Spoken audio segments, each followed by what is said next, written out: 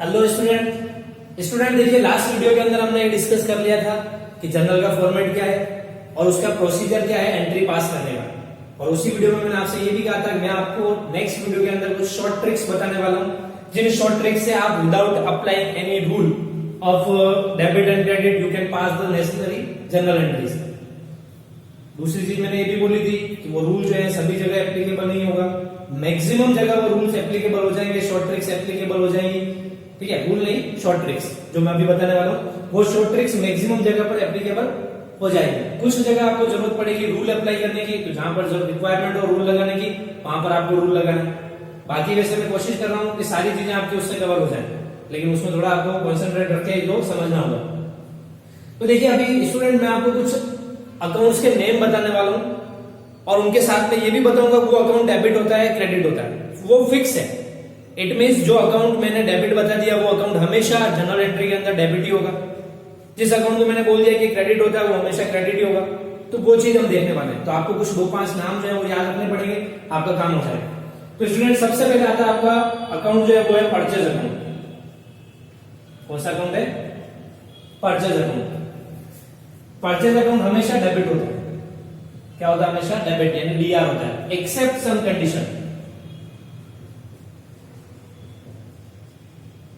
कुछ कंडीशंस ऐसी हैं जिनमें परचेज अकाउंट डेबिट नहीं होता है, वहां पर क्रेडिट होता है। बाकी जितनी भी कंडीशंस है वहां पर परचेज अकाउंट जो है वो डेबिट होगा। ठीक है, परचेज अकाउंट डेबिट होगा। सेकंड अकाउंट होता है हमारा सेल्स अकाउंट। कौन सा है? Sales account. तो सेल्स अकाउंट हमेशा क्रेडिट होगा, हमेशा। सेल्स अकाउंट हमेशा क्या होगा? क्रेडिट होगा। आपको कोई रूल लगाने की जरूरत ही नहीं यहाँ पर कि भाई सेल्स अकाउंट हमारा नॉमिनल टाइप का है। नॉमिनल का रूल कहता है debit all expenses and losses, credit all income and gain. तो अब सेल्स जो है वो एक्सपेंसेस है या इनकम है? अच्छा, सेल्स इनकम है, सेल्स इनकम है, इनकम को सीआर करते हैं, इसलिए सेल्स अकाउंट सीआर होगा। इतना दिमाग लगाने की जरूरत ही नहीं है। सेल्स अकाउंट फिक्स है हमारा, हमेशा सीआर ही होगा। फिर नेक्स्ट अकाउंट जो है वो है हमारा परचेज रिटर्न अकाउंट। कौन सा अकाउंट है? Purchase return account. Purchase account क्या होगा था? डीआर। तो परचेज रिटर्न क्या हो जाएगा? सीआर। क्या होगा? सीआर। फिर नेक्स्ट आता है सेल्स का रिवर्स, सेल्स रिटर्न। तो सेल्स रिटर्न क्या हो जाएगा? सेल्स सीआर था तो सेल्स रिटर्न क्या हो जाएगा? डीआर। ये भी फिक्स है, दोनों कभी चेंज नहीं होते हैं। सेल्स परचेज रिटर्न जो होगा वो हमेशा सीआर होगा, सेल्स रिटर्न जो है हमेशा वो डीआर होगा। ठीक है। फिर नेक्स्ट अकाउंट है हमारा जैसे ड्रॉइंग्स अकाउंट। कौन सा अकाउंट है? Drawings account. ड्रॉइंग्स आप जानते हैं सभी, गुड्स और amount withdrawal for the personal use of the proprietor और ओनर। किसी भी बिजनेसमैन द्वारा अपने पर्सनल यूज के लिए अगर कोई अमाउंट विड्रॉल किया जा रहा है या कोई गुड्स विड्रॉल किया जा रहा है तो वो ड्रॉइंग्स कहलाती है। ड्रॉइंग्स का याद रखने का तरीका डीआर, ड्रॉइंग्स डीआर डीआर। तो ड्रॉइंग्स अकाउंट हमेशा क्या होगा? डीआर होगा। फिर नेक्स्ट आता है कैपिटल अकाउंट। तो कैपिटल अकाउंट हमेशा क्या होगा? सीआर। इसको भी याद रखने का तरीका C for capital, C for CR. Complete. तो देखिए परचेज हमेशा डीआर, एक्सेप्ट सम कंडीशन, वो कंडीशन अभी बता देंगे तुम्हारे को कि कौन सी कंडीशन में वो सीआर होगा। सेल्स हमेशा सीआर होगा अकाउंट, परचेज रिटर्न हमेशा सीआर होगा, सेल्स रिटर्न हमेशा डीआर होगा, ड्रॉइंग्स अकाउंट हमेशा डीआर होगा, कैपिटल अकाउंट हमेशा सीआर होगा। इसके अलावा जितने भी एक्सपेंसेस के अकाउंट है, क्या जितने भी एक्सपेंसेस के अकाउंट है और लॉसेस के अकाउंट है वो हमेशा डीआर होंगे। कोई भी एक्सपेंसेस जो दिखते ही उसको डीआर कर दो, जैसे रेंट पेड तो रेंट अकाउंट डीआर हो जाएगा, salary paid salary account DR हो जाएगा, कमीशन पेड कमीशन डीआर हो जाएगा, कैरिज पेड कैरिज डीआर हो जाएगा। तो जितने भी एक्सपेंसेस हैं उन सभी के अकाउंट को क्या करोगे? डीआर करना है। ठीक है। फिर उसके बाद जितनी भी इनकम और गेन्स हैं, इनकम और गेन, उनके अकाउंट को क्या करोगे आप? सीआर करोगे। इनकम यानी कमीशन रिसीव। कमीशन रिसीव क्या है? इनकम है तो कमीशन अकाउंट क्या हो जाएगा? सीआर।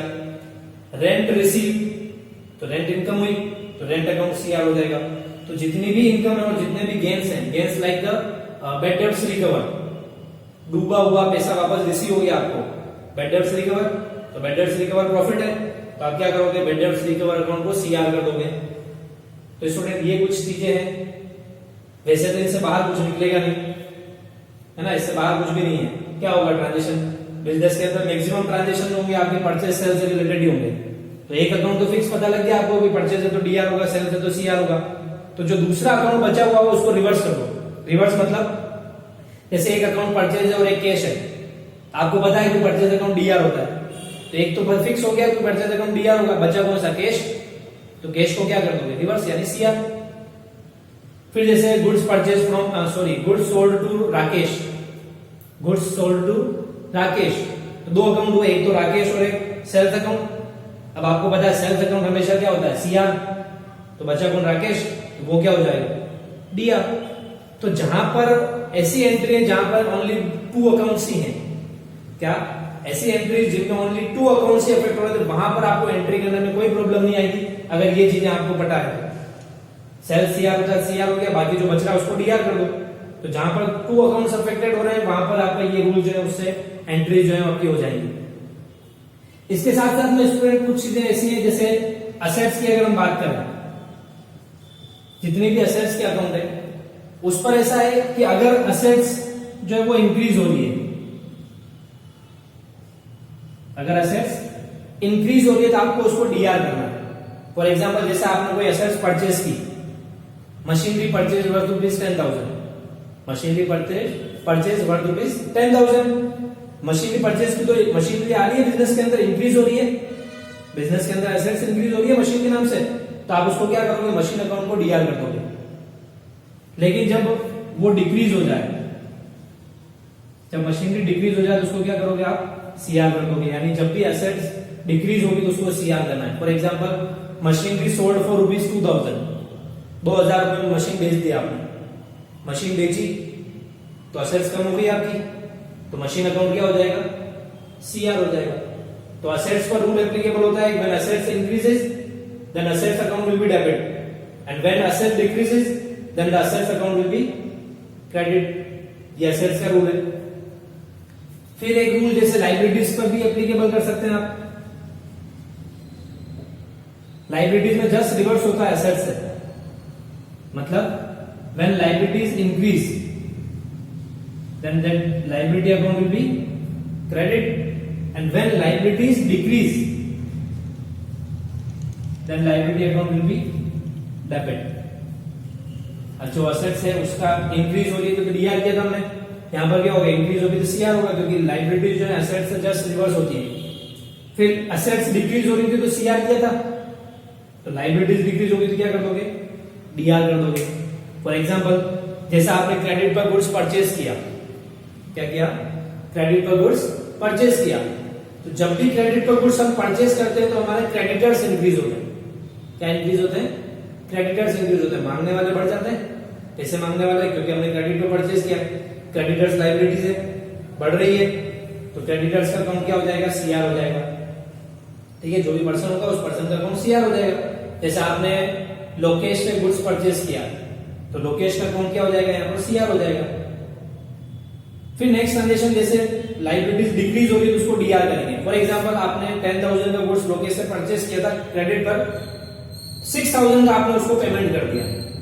कितना, 6,000 रुपीज का आपने लोकेश को पेमेंट कर दिया, तो अब 6,000 से लाइबिलिटीज कम हो जाएगी।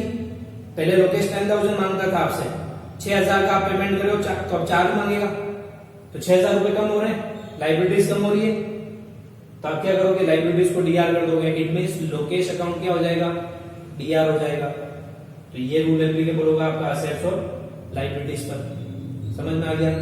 तो स्टूडेंट ये सारी जो चीजें थी वो सब शॉर्ट ट्रिक्स हैं।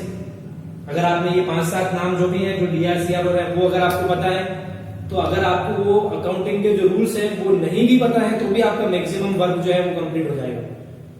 ठीक है, कहीं कहीं आपको जरूरत पड़ेगी जहां पर आप फंस जाते हैं कि यार ये मुझे याद नहीं है, इसको क्या करना है, डीआर करना है, सीआर करना है, तो उस केस में आपको वो रूल जो है वो रूल एप्लीकेबल करना पड़ेगा कि भाई वो पर्सनल अकाउंट है, रियल है या नॉमिनल है, तो उसके अकॉर्डिंग डेबिट होगा या क्रेडिट होगा वो चीज हम देखेंगे। बाकी सारा काम आपका इससे हो जाएगा। अब अपने इसके अंदर एक चीज बच रही है, जैसा मैंने यहाँ पर लिखा था purchase account will be debit, except some cases या एक्सेप्ट सम कंडीशन, कुछ केस को छोड़ करके हमेशा परचेज अकाउंट जो है वो डेबिट ही होगा। तो अब ये बात आ जाती है कि वो कुछ केस जो है वो क्या है जिनके अंदर परचेज अकाउंट डेबिट नहीं होगा बल्कि क्रेडिट होगा। ठीक है, तो अब मैं आपको यहाँ पर बता रहा हूं वो केस कौन कौन से हैं जिनके अंदर परचेज अकाउंट जो है वो डेबिट नहीं बल्कि क्रेडिट होगा। तो एक बार आप इसको नोट कर लेना वीडियो पॉज करके, ये सारी चीजें कि कौन सा डीआर होगा कौन सा सीआर होगा। ठीक है,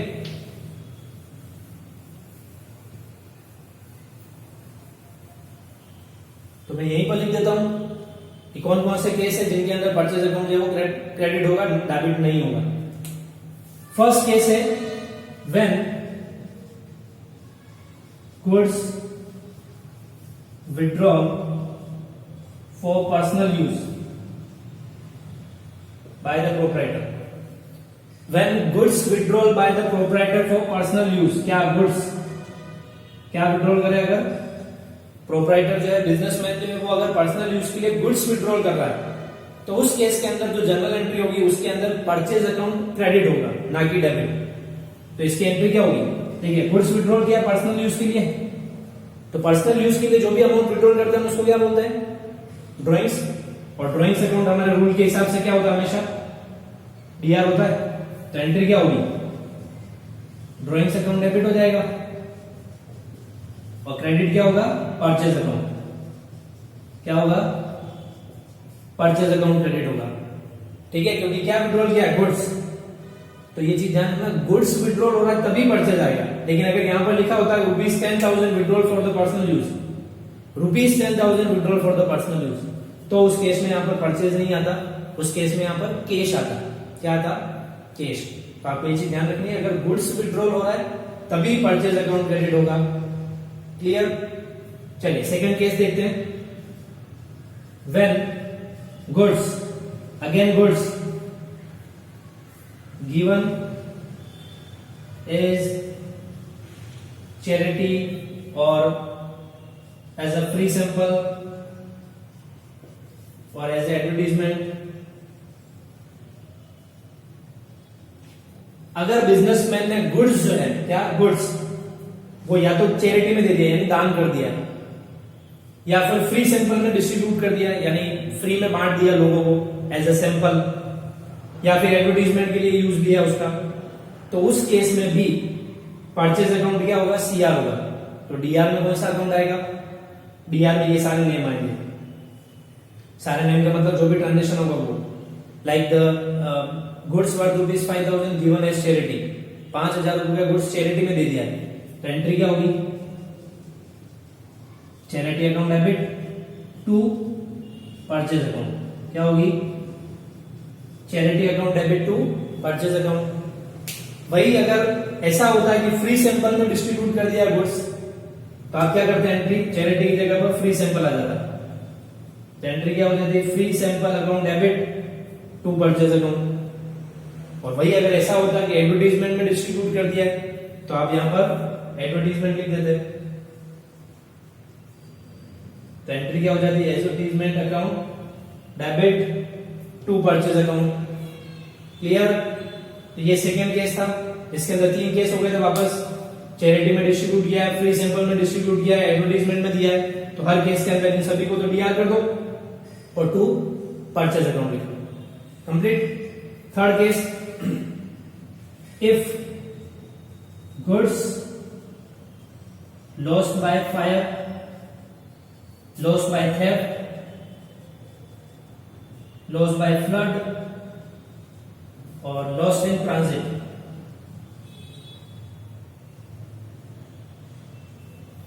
If goods lost by fire, आग लगने से गुड्स खराब हो गया, इसमें भी इंपॉर्टेंट क्या है, गुड्स।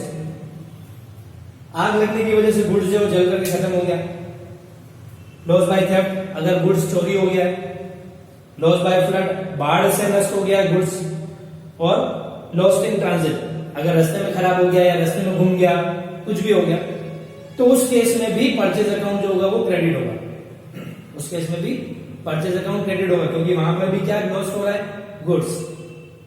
तो उसकी जनरल एंट्री क्या होगी, तो जैसा अभी आपने ऊपर किया चैरिटी, फ्री सैंपल, एडवर्टीजमेंट को डीआर किया था, जो भी केस था उसके हिसाब से, तो अभी यहाँ पर भी एंट्री क्या होगी, इन सभी को डीआर कर दोगे आप, यानी loss by fire account debit या loss by theft account debit, loss by flood account debit और loss in transit account debit, इन सभी को डीआर करोगे, डेबिट करोगे।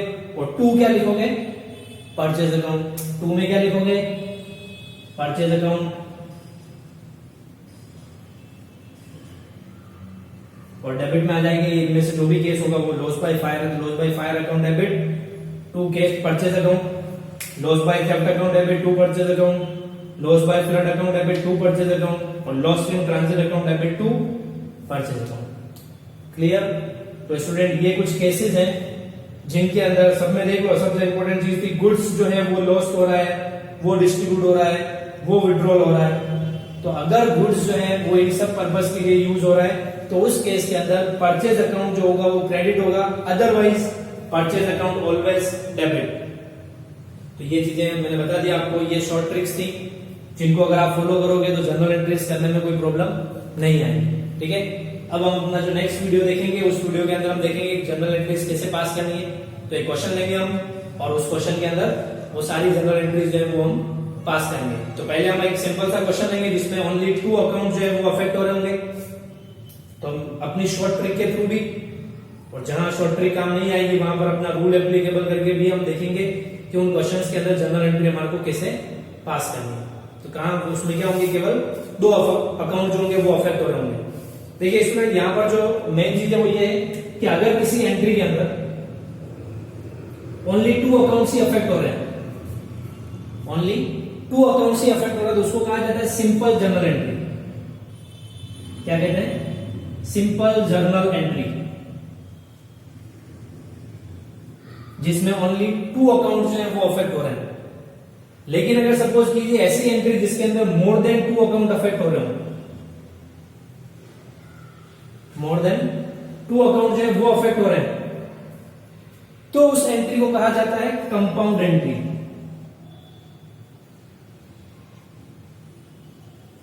क्या कहते हैं, कंपाउंड एंट्री। वो एंट्री जिसके अंदर मोर देन 2 अकाउंट जो है वो अफेक्ट हो रहे हैं तो वो कहलाती है compound entry. An entry in which only 2 accounts are affected known as a simple entry और सिंपल जर्नल एंट्री। ध्यान रहेगा, 1 मार्क से क्वेश्चन पूछ सकते हैं sir, what do you understand by the simple journal entry और what do you understand by the compound entry.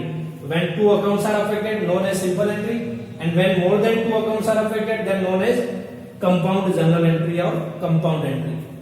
Clear? चलिए इसको नोट कर लीजिए, शॉर्ट ट्रिक्स है, अच्छे से लर्न कीजिए इसको, फिर अपन नेक्स्ट वीडियो में देखते हैं जर्नल एंट्रीज कैसे करनी है क्वेश्चन के साथ में। ठीक है, नोट कीजिए।